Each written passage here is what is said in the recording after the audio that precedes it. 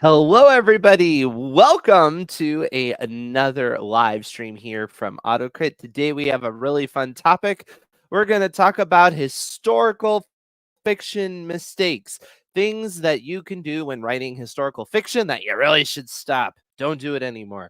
And to be honest, even if you don't write historical fiction, don't tune out because some of these mistakes really apply for any type of work. Now, if you're not familiar with AutoCrit, we are a wonderful home for authors. We have our fully functioning writing desk where you can plan and edit and write and even get your work ready for publishing. It's a fully functional system there. We have a author community where you can meet fellow authors, and we have a whole academy side where we teach about genres and we do workshops where we practice writing techniques and things like that.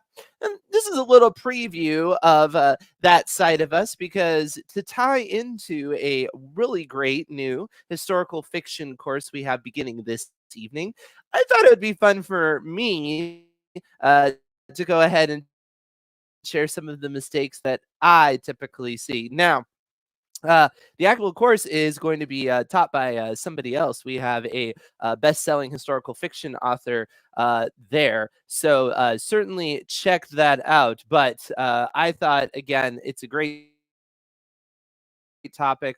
Let's discuss some historical fiction mistakes. You're like, great timing. Awesome. Well, I'm glad it's good and that most people think about. And so I just wanted to go ahead and get it out of the way early. Anachronisms, right? Certainly, we do not want to have things in a historical fiction that do not make sense for the era that they take place in, right? It's pretty obvious, right? Why are we setting in the historical situation? Well, we're trying to immerse you in the past. We're trying to make it feel realistic to the time frame, even when we are fictionalizing it. Now, that being said, it's not like you can never have some anachronism. Sometimes it's purposeful, right? Like steampunk or alternate history or something like that. Don't I mean an acronym? Yes, I almost always have an acronym. I don't have an acronym today. I'm sorry, Tim. Sorry to disappoint you. Um, uh, oh, thank you. Glad you enjoyed those. Yeah. Uh, um, but yes. Anyway, yeah, so anachronisms, you don't want something that's going to take somebody out of the moment, right? We're trying to immerse them in the past. It's like a little time machine going back into the past, and we don't want what was it in Game of Thrones, the Starbucks on the table, right?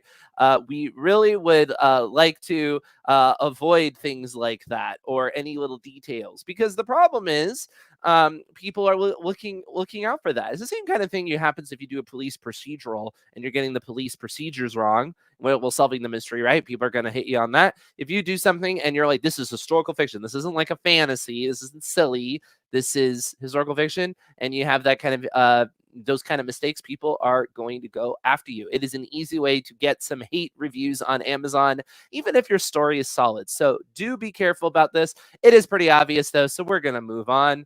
Uh, Not as obvious, perhaps, would be what I call the treating the past as the golden age. Sometimes one of the reasons why we will write a certain era is because we've fallen in love with it, right?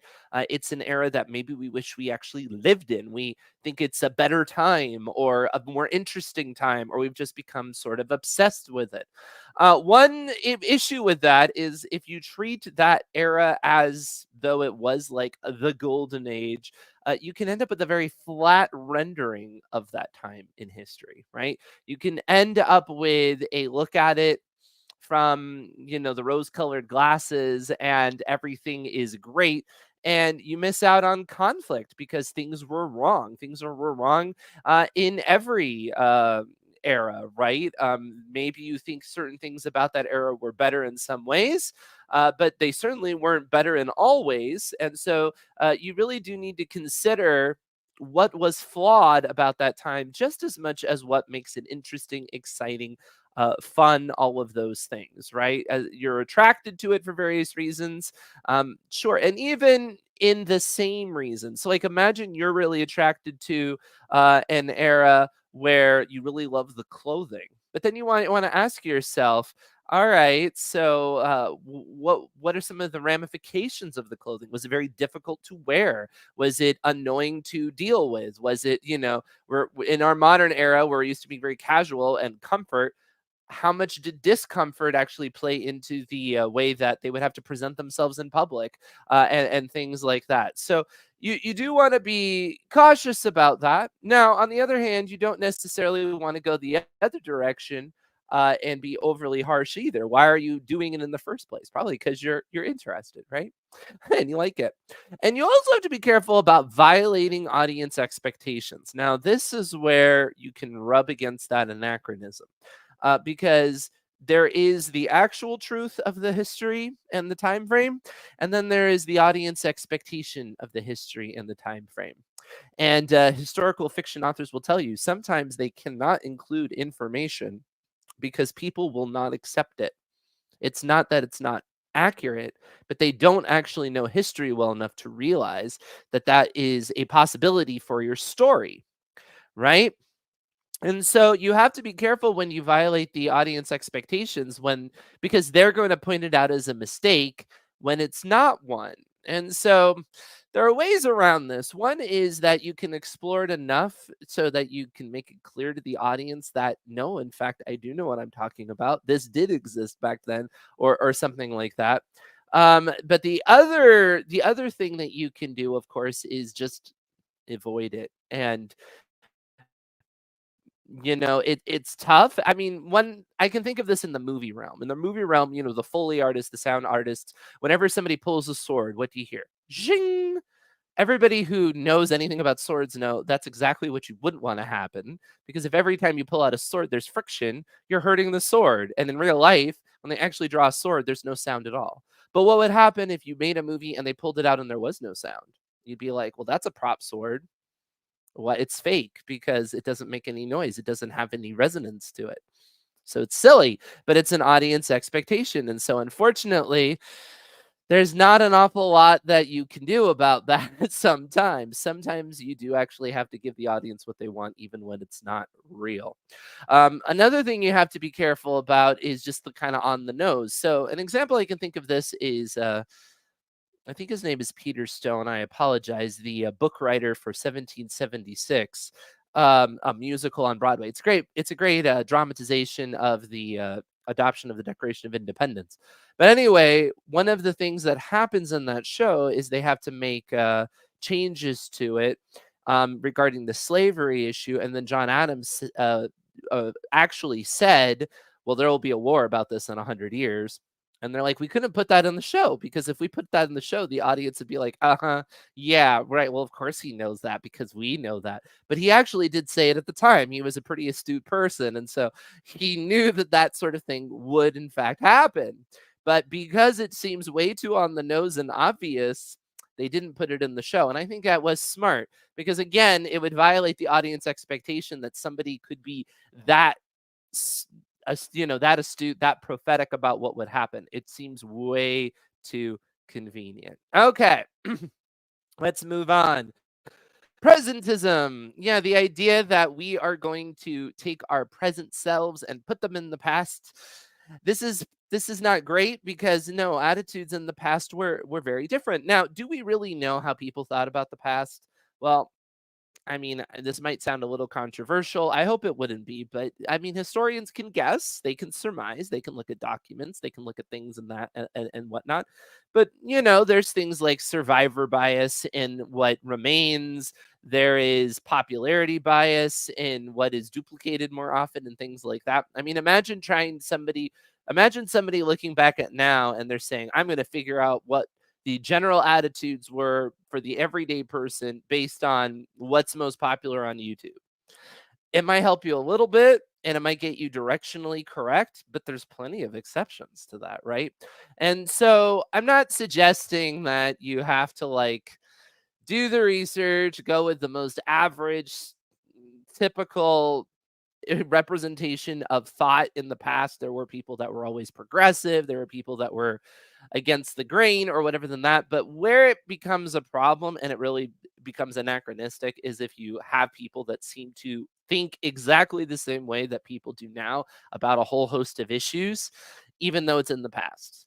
And that's kind of strange. It's a little bit weird. It doesn't really make sense. I mean, even not even just time frame, but if you just think of technology and how it affects us, right? We've been majorly affected by technological advancements in the last couple of decades.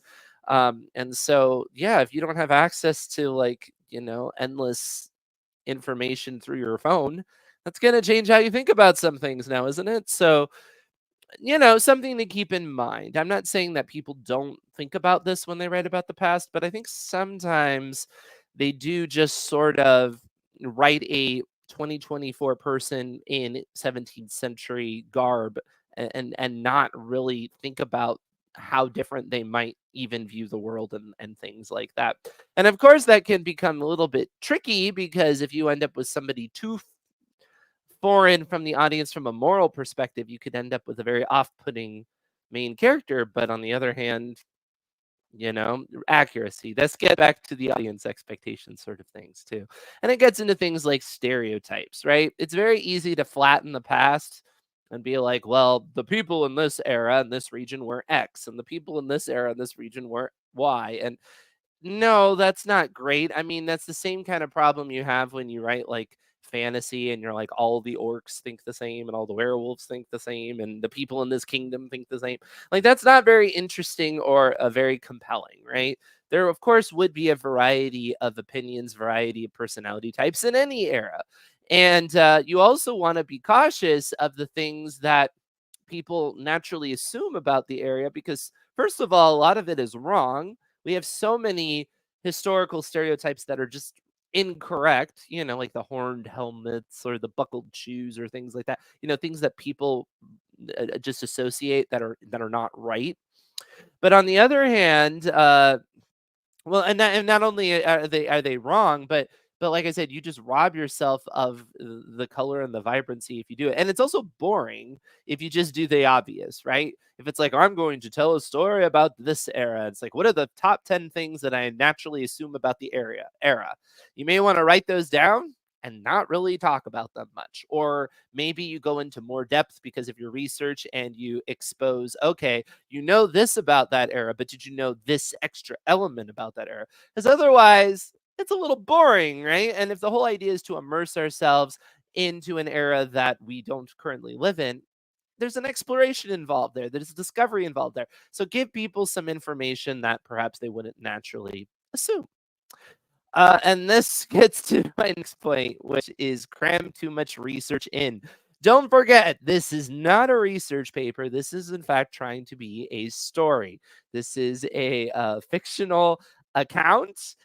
This should be compelling from that standpoint. And so if you are like, oh, I've just got to include like how they built obelisks back in the Egyptian era, well, you really need to ask yourself, is that relevant to the conflict? Is that relevant to what's going on? And if it's not, maybe you can actually change the conflict so you can fix that research, put that research in. As long as you really aren't torturing your story to do it, you might get away with it. But what you really don't want to do is include the information when it has like little or nothing to do with your conflict, because that's the same thing as world building disease with fantasy or anything else, right? Just because it's real doesn't mean we want to spend paragraph after paragraph learning about all the cool things you heard about that era when it has no relevance to the story. Now, that being said, there is, of course, an appetite with historical fiction of that whole time travel experience. So there's a little more wiggle room for some detailed elements, setting elements that maybe don't completely jive with the conflict, right? A little bit of extra context, but not necessarily directly related.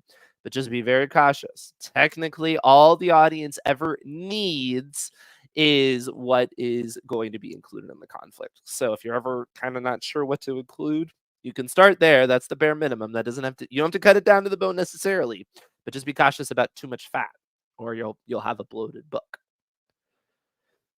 Your research changes your stories. You learn about the era, the initial plots don't make sense, and you go down a research hole. Okay, so this is a very good point, Tony. And I think the best way to avoid that is by doing research early rather than going based on kind of your stereotypical view, or maybe you're very well versed in the history. I don't know what compelled you. A lot of actual historians like to write historical fiction, right? Because they just know so much about it anyway, and it's fun. That's fine. So in that case, you're starting with a pretty good amount of knowledge. But even so, I would recommend immersing yourself pretty deeply before you get involved, right? Particularly anything that is major. I understand that a lot of you like to pants or just kind of fly through it and all of that. And so if you are, yeah, so if you are that kind of person, again, I would just recommend before you start writing, do some more academic kind of research, like immerse your.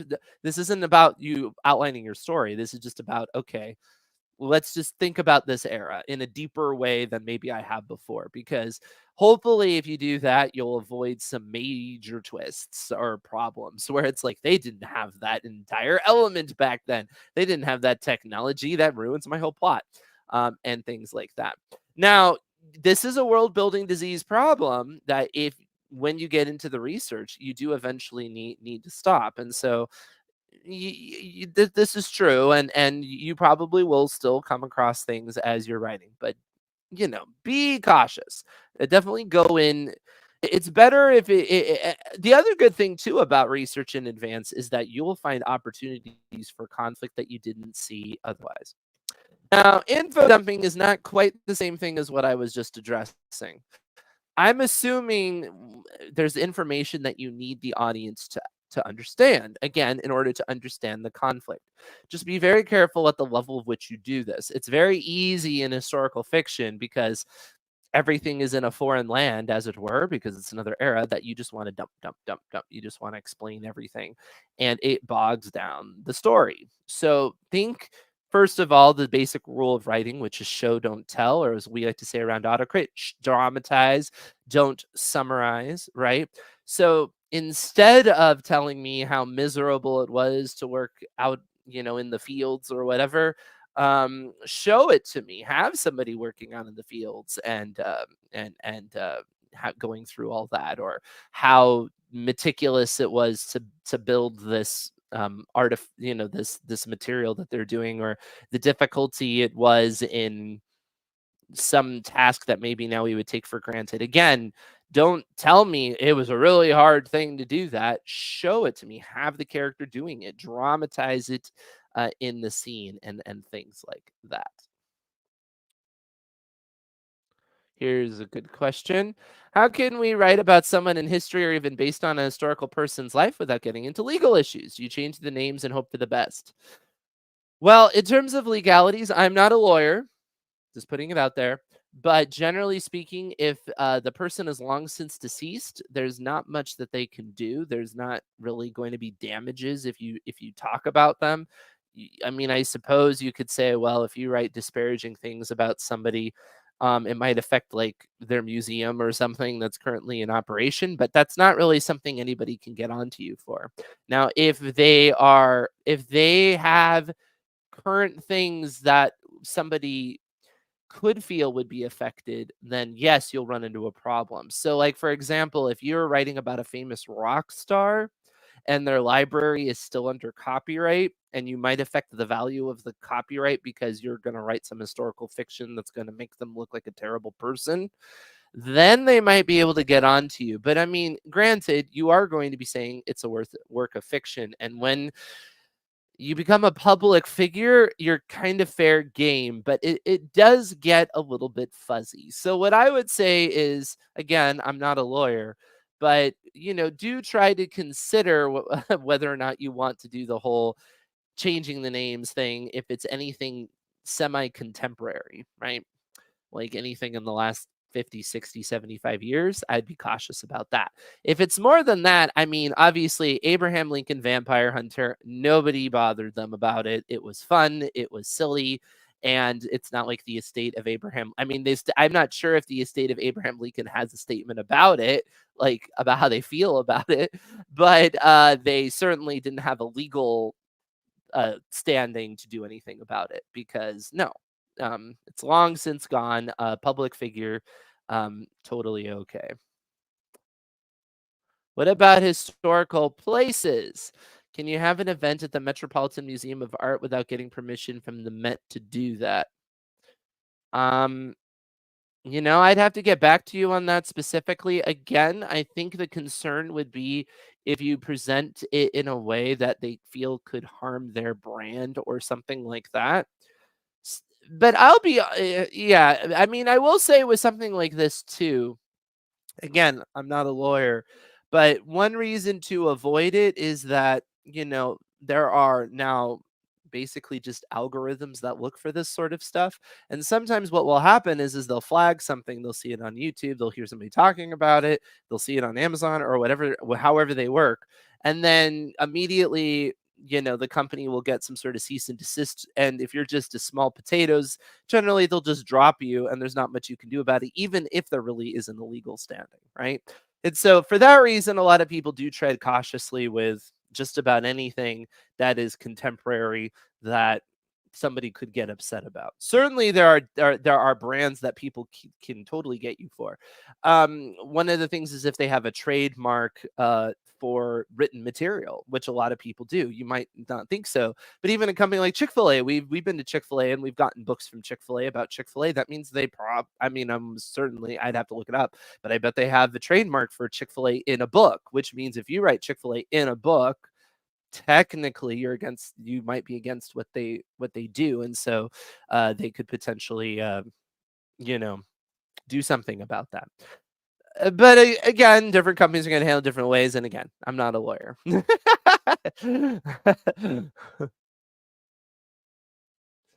All right, just looking at that, but I appreciate that line of questioning. Maybe it's sometime I think this kind of we should bring on some sort of expert in autocrat about dealing with this. So I would love to bring on an expert lawyer and grill them about it. I know about certain things, but that I would love to know a little bit more about. Music lyrics do not do ever because that's a written work. No, I mean unless it's like Home on the Range or something. Anything within the last 100 years, just don't do it. It will not be worth it. Um, Inaccurate language. So, of course, one of the anachronisms that comes up a lot is not like if a carriage didn't exist then, or if people didn't have zippers or things like that. That, of course, is a problem. But the vernacular, the way that people talked. Now, do you expect that when you pick up historical fiction that people talk completely and precisely as they did in that era? No. I mean, you could write it that way, but plenty of people don't. It is not a requirement to actually do that. So this ends up becoming a rather fuzzy issue because it's a little bit of what the audience would allow for. Because again, there's going to be there's shifting of language over the years, and yeah, sometimes you wouldn't even understand it. Of course, if you're writing about an ancient civilization, they would be speaking a different language than English anyway. And so, how do you translate whatever you want to say, ancient Egyptian, in a way that sounds correct, even though they did not speak English at all, right? Yeah, keep that in mind. And as somebody is saying here in the comments, no, you wouldn't necessarily want to slog through a book written in Tudor vernacular. This is correct, right? This gets into what the reading experience should feel like. But I will say when it becomes a mistake is when it just doesn't feel any different than modern language unless that's part of the piece. So you could say something like the musical Hamilton deliberately is anachronistic in its vernacular, but that's the part of the charm of the piece. So it works really well. And it's an artistic choice. It does not use a mistake. Where it becomes a mistake is if in general it has this kind of affected quality and then you just kind of forget about it or you drop into it and all of a sudden somebody's, no cap. And you're like, wait, what? Where did that come from? Right. Slang is really a big one that tends to signal. But slang is tricky to identify because again, words shift and things like that. Ignoring historical context is a big thing. Again, we have a sense of certain events, but then sometimes we'll be talking about the event and we really will be ignoring all the context around it. We'll just be putting in some sort of modern idea about it, or we'll be so hyper focused on this little thing, we'll forget about what happened like immediately before and maybe where it's even going next. All of that should be indicated in your story. Flat characters are always a problem in, potentially a problem in books, because we will write characters that are just chess pieces in order to accomplish our ends. In historical fiction, this can be a big problem when they become these exposition sound pieces. This is how we did things back in the day kind of person. Again, info dumpy. Don't replace your info dump in your prose with info dumps in dialogue. Not a great idea. Yeah, Little House didn't use period language, very successful. Oh yeah, there are plenty of books that are written in a historical era and deliberately are not written in the vernacular of the era. It is not a requirement. And you do want to be too cautious about creative choices. Why are you doing this in the first place, right?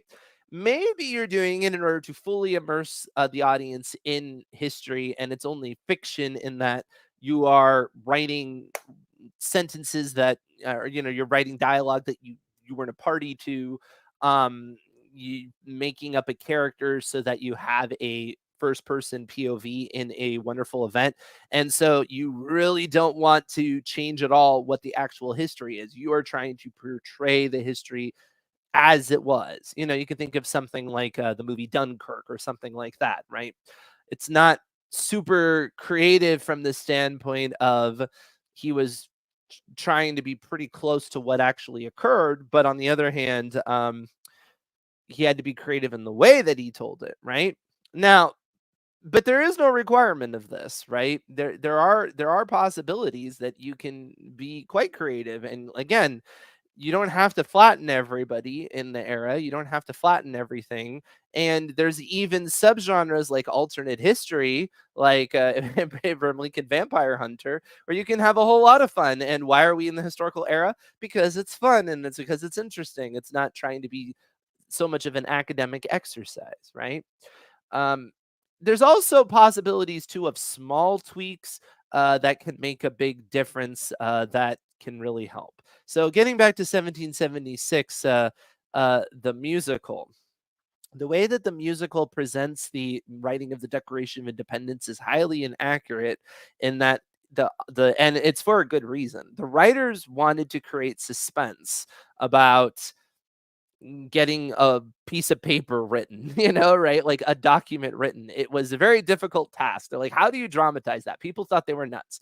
Well, one of the great things they came up with was a ticking clock, because there's a calendar in the room and you keep ripping the pages and you're getting closer and closer to July 4th. And of course, we know the ending. At least we think we know the ending. But anyway, we know the ending. And that is that on July 4th, they're going to adopt the Declaration of Independence, right? And so what the musical does is it creates all this interesting drama and intrigue, which is based on real things about all these different discussions they had in the political machinations to actually get this possible, to get 13 colonies to agree on this document, et cetera, et cetera. However, it does not unfold like it happened in real life. In real life, they adopted it and then they made a lot of adjustments and they went through all the machinations. Now that wouldn't be nearly as interesting, right? Because then you would lose the tension. If the way it worked out in real life was, well, they were going to have to settle all these differences and things like that, but it was under the pretense that they were all on the same page about independence in the first place, you sort of lose all of the tension of the story. And so because the point of the peace of 1776 is about how the political tensions between the 13 colonies had to be rectified and all of that, it does make creative sense to move those conversations before July 4th. So you're like, I have no idea how these people are going to have a meeting in the minds. And there's all this drama, even though that's not actually what took place. Because what actually took place was they ratified it on July 4th. They made all these adjustments and they signed it on August 2nd. Yes, in fact, they did not sign the Declaration of Independence on July 4th, like a lot of people think, including what the musical portrays. But that gets back to audience expectations. But anyway, my point in all of this is to say, they did not actually represent history correctly in terms of the timing, but directionally, from an artistic standpoint, they did. They did exactly what they set out to do, which was to show the political difficulty of starting the country in the first place, or at least writing the Declaration of Independence in the first place. And I think if they hadn't have made that creative choice to alter history, it probably wouldn't be as artistically strong. So this is something that you do have to consider. I know sometimes when you do that, see Brandy's like she reads the discrepancy like that and get upset it's not accurate. And yes, you will get pushback by like that. But on the other hand, again, if you're trying to write fiction, sometimes you will need to move things around. You will need to adjust things. And this is going to be very much your mileage may vary. But I do want to warn people that it can be an error to be too cautious about how much fiction goes into your historical fiction. You may want to have more leeway than you think. Particularly again, if directionally, if you feel like you're being true to the story, even if you in the details are messing things around. I think that's really your mileage may vary. And there are some people that aren't as crazy as that, but still manage to work it out. So there is no right or wrong answer to that. I'm just saying it can be a mistake to not consider it. Another thing is missing out on opportunities for different stakes. What was getting a cold like, you know, 300 years ago? Very different than now. Pneumonia, way different than now, right? Like there are, how about travel? How about traveling to your neighbor, depending on where you were? There were so many different ways that you can elevate stakes in historical fiction that you just don't have the luxury in modern fiction because we've solved a lot of problems, right? We have we've created other problems, don't get me wrong. Right? Like you didn't have a stake before of, well, I could embarrass myself and millions of people. Like right now I could say something silly and it could go viral and millions of people could see it. That wasn't a thing back in historical days, right? So there are different stakes. But on the other hand, we want to utilize the era, right? We want to consider that. And so, if somebody gets a major wound, well, yeah, you don't have antibodies. You have more risk of infection. Smaller illnesses were a much bigger deal. Just the logistics of travel, of course, much bigger deal. And I'm not saying that you're not considering this, dear author, or whatever, as you're writing historical fiction, but just try to make sure you're considering it fully, right? Really ask yourself, because that's where you can, create a lot of intrigue and interest. I mean, there's a part of Pride and Prejudice where um uh I think it's Pride. No, see, now I'm second guessing myself. I'm pretty sure it's Pride and Prejudice where somebody is walking in the rain and kind of basically gets a cold and gets sick, and so it kind of strands them at a house for a little while.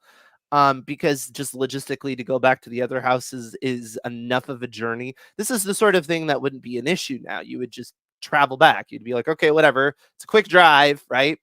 But because of those different stakes and the tension at that moment, um, it actually creates a whole plot twist, right? It creates a whole plot development that gets to be dealt with and things like that. Yeah, germs weren't known. Yeah, all kinds of kind of things. Okay, good. It is Pride and Prejudice. Again, stakes. Here I am on everyone. I'll go viral. It's like this person doesn't know Pride and Prejudice. It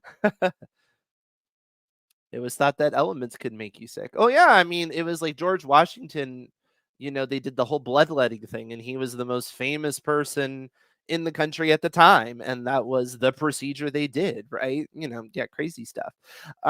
So yeah, no, it's so that's very interesting in terms of that. There's also a dramatic irony where the audience will know more than the characters, and you'll be like, "Don't do it, no!" And you can create interesting tension because we have knowledge they don't.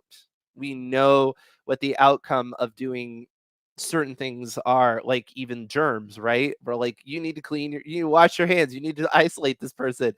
No, don't hang around them like that. Uh, we have that foresight and they don't. So that can be really fun to play with as well. And of course, you can also play with expectations of the era. Like I remember when I was watching Downton Abbey with my wife, somebody was getting sick, and she's like, "Oh, this is the flu epidemic they had in that year." She's like, "It's gonna get really bad." Like, of course that's what it was. But obviously she knew the history, and so immediately when somebody started getting sick, she's like, "This is gonna get really bad really fast." Because it was awful. And so yeah, it was pretty interesting there. All right.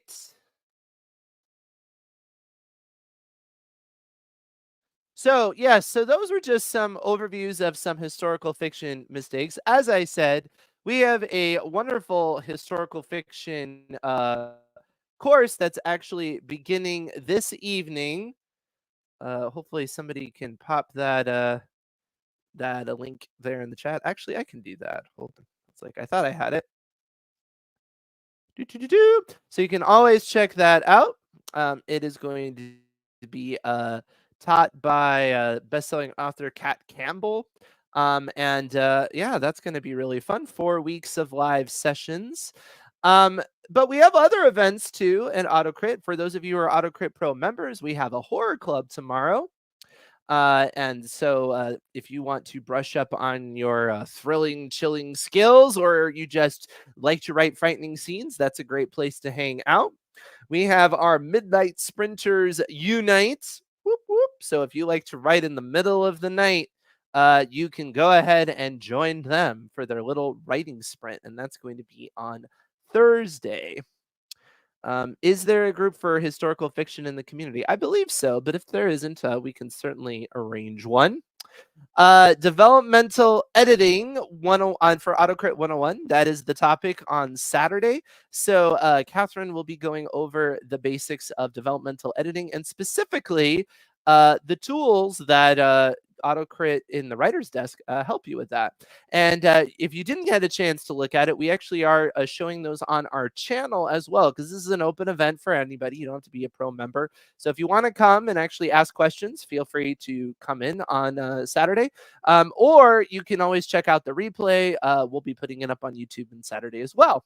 And another new series that maybe you didn't see yet that we've been putting up on Fridays is my own little personal diary series of going through rewriting a old book series that I had from 10 years ago. And so I'm showing you how I'm using AutoCrit to kind of renovate the stories a little bit. I was pretty happy with the books, and I'm not going to completely rip them to shreds. They are what they are, and I'm proud of what I did, and I just want to finish the project. It was a fun project, and I just want to get it done. It's unfinished business. And so my goal is to have it done by the beginning of next year. It's pretty aggressive timeline, but I think I'm going to be able to pull it off. We're going to find out. It's a very raw series, so check that out.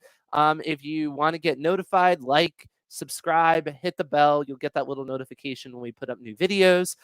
In the meantime, though, thank you so much for joining me. And it's only because of all of you I get to do what I love, which is talk about writing. So I'm always going to be appreciative of the fact that you're out there to listen to me. So please keep the comments coming, keep the questions coming.